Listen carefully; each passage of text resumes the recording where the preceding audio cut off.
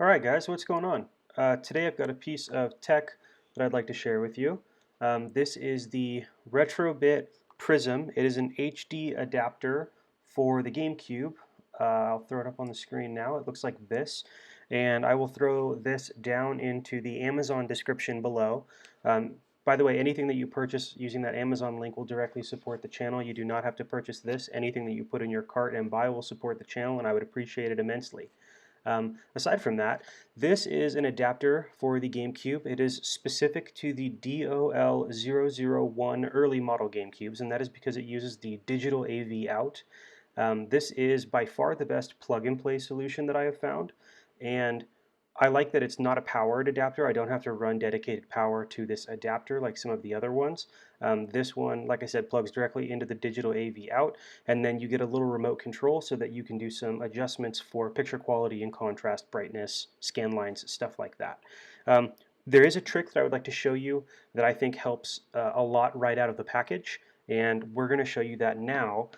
Because this is something that was not intuitive to me, and I had to do a little bit of research on the forums to try and figure that out. Today we will be using the Game Boy player, and I will be using my copy of Pokemon Red. This is, I think, a good option to show you because obviously the GB games are very pixelated, and so I am okay showing you that kind of early square cubicle sharpness. Notably, my copy has been rebranded, cartridged, because I don't know if you can tell. Maybe if I get the light on it, but it kind of looks like a dog chewed on this one. Oh yeah, look at that.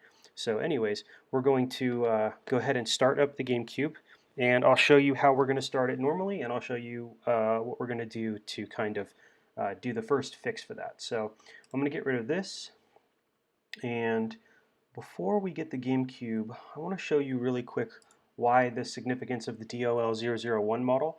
This is the early model on the left, or in the blue. The later model is in the silver and black on the right. And the DOL001 model has this port right here in the middle. This is the digital AV out, and that port is missing from the later DOL101 models. So this will only work with that digital AV out, so you either need this GameCube or you need some type of other adapter that is maybe not quite so plug and play.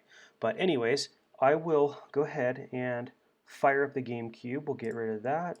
We'll add on the capture card, and I want to show you this from startup to show you some specific things. So we have started it up. It's going to show you the resolution up in the right, and it's coming out at 448i. Now, notably for this, the 448i it's trying to render this picture quality twice. It's trying to render this output twice. It's rendering once, basically within the adapter, and it's rendering again when it gets to the screen to figure out what the best resolution it thinks will be correct for the screen. I've noticed that when it does this kind of double render, it kind of loses its quality after a while. Oh, I don't know if you just saw that. The Game Boy Advance logo completely shifted. So that's a problem that I've seen if you leave it in this 448i configuration. If you watch that Game Boy Advance logo just above the Pokerus plays, it will kind of fade in and out as it tries to render and then re-render itself. And then you'll notice that the Nintendo logo at the top is not very clear. And then finally, I don't know if you notice this as much as I do because it's just directly in front of me, but it's moving up and down about a pixel at a time. It's very, very, very slightly just kind of vibrating. And that's a product of this 448i, output. So what we're going to do is, oh yeah, I just adjusted again. I don't know if you saw that. What we're going to do is we're going to force GameCube to boot up and re-render coming from console into 448p. So what we're going to do is you're going to hit the B button on your controller and hold it as you boot up. Just depress it and hold it. And then the GameCube is going to go through its normal startup in 448i, and then a message window is going to come up from menu right here, and it's going to ask if I want to go into progressive scan mode. You can release B and hit A. We do want to. Picture quality will shut off, and then it will boot back up into 448p. There you go. You'll notice right away the Game Boy Advance logo looks way better, the Nintendo logo looks way better. Me personally, I don't see any of that vibration that I was seeing before. That very slight horizontal movement is gone. And what I can do now is I can run through just some of the more standard settings that this Retrobit adapter has to offer. It does come with a little controller. I know it's probably hard for you to see.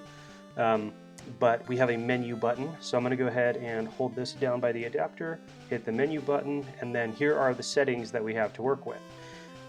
Notably, down in the right hand corner, you do once again confirm we are in 480p 448p. That's exactly what we want.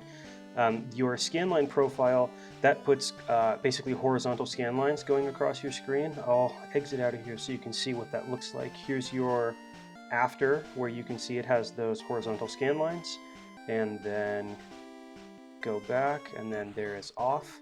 You can see now those horizontal lines are no longer across the screen. What I really like about this adapter is that it has picture settings.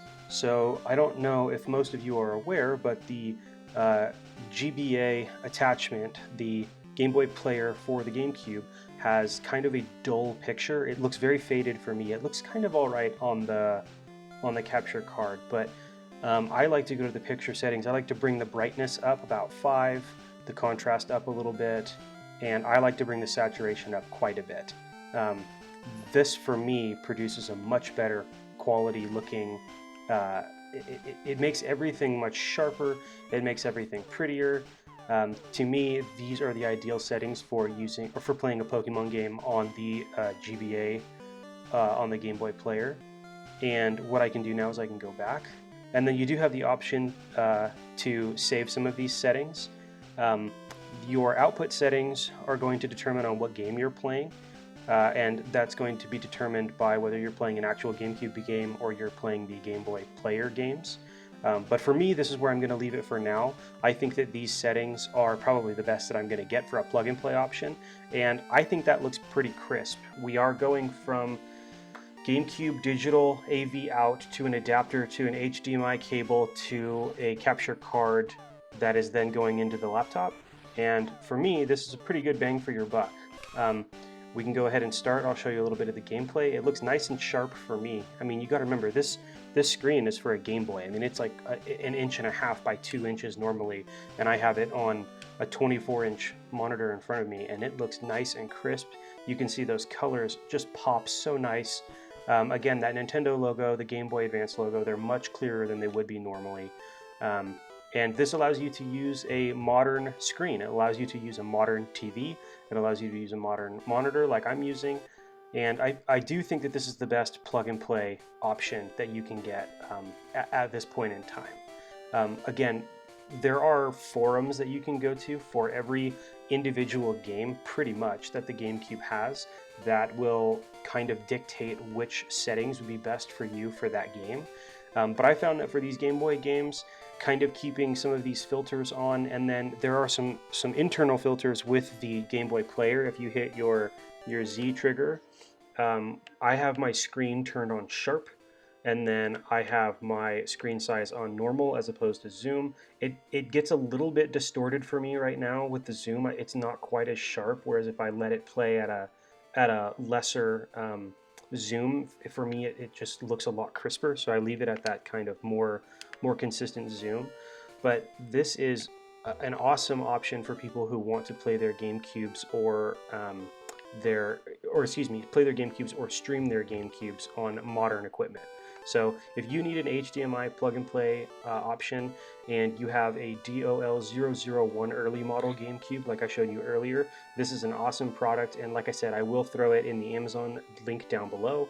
Anything that you purchase using that link will directly support the channel. Please like and follow. Thank you so much, and I hope you learned something today.